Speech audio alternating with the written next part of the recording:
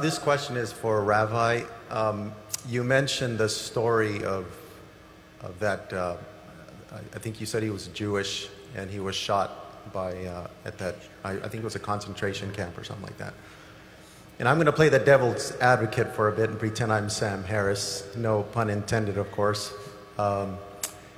You stated that God was watching. God watched the gentleman pull the trigger. If God was watching, why didn't he make that trigger not work? Why didn't he make that poor individual just pass out while he was digging the grave? Okay. I believe Sam Harris would ask that type of question and demand an answer. Yes, I appreciate that question. Playing the devil's advocate, you said that why didn't God keep the man from pulling the trigger rather than allowing the man to pull the trigger and then watch over him and bringing about some kind of judgment? I would say this to you, that the supreme ethic that God has given to us is the ethic of love. It is the peak of all intellectual and emotional alignment. This thing we call love, which places value upon the other person of worth and as something to be protected. It was interesting, of all people, it was Oscar Wilde who on his deathbed in his 40s, by his lover by his side, Robbie Ross, he turned to Robbie and he said, "Did you love any one of those little boys for their own sake?" It was an incredible question to ask by a man who was a hedonist on his deathbed in his 40s. And he said, "Robbie, did you ever love any one of those little boys for their own sake?" And Robbie Ross said, "No, I can't say I did." He said, "Bring me a minister. Bring me a minister." And it was in his magnificent poem, The Ballad of Reading Gaol, that Oscar Wilde said, "Only Christ was big enough to cleanse his heart and forgive him for all that he had done." The point even the hedonist realized was that in pleasure also, value and love are the supreme ethics that can be treasured. But you can never have love without intrinsically weaving into it the freedom of the will. You cannot have love without the freedom of the will. If you are compelled by some machine to a certain decision, you can never love.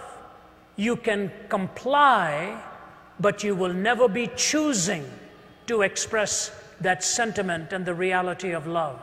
If love is the supreme ethic, and freedom is indispensable to love, and God's supreme goal for you and for me is that we will love him with all of our hearts and love our neighbors as ourselves, for him to violate our free will would be to violate that which is a necessary component so that love can flourish and love can be expressed. If you're asking for God to always stop the trigger, why not God stop everything else? Next time you hold a cup of boiling water, he makes it frozen water instead. Next time you're about to cross the street and you're going to be hit, he pulls your leg back. What you're asking for is a different entity than humanity. As wonderful as it may seem that in stopping that you think he is protecting you from that which is destructive, the greatest denial that you're asking for is the freedom of your will to be able to choose and to love God with all your heart and all your soul. When you've got love as the supreme ethic and the freedom of the will to choose that love, all of the other contingencies come in and can become explained why it is possible to either choose or to reject so that love can ultimately reign supreme.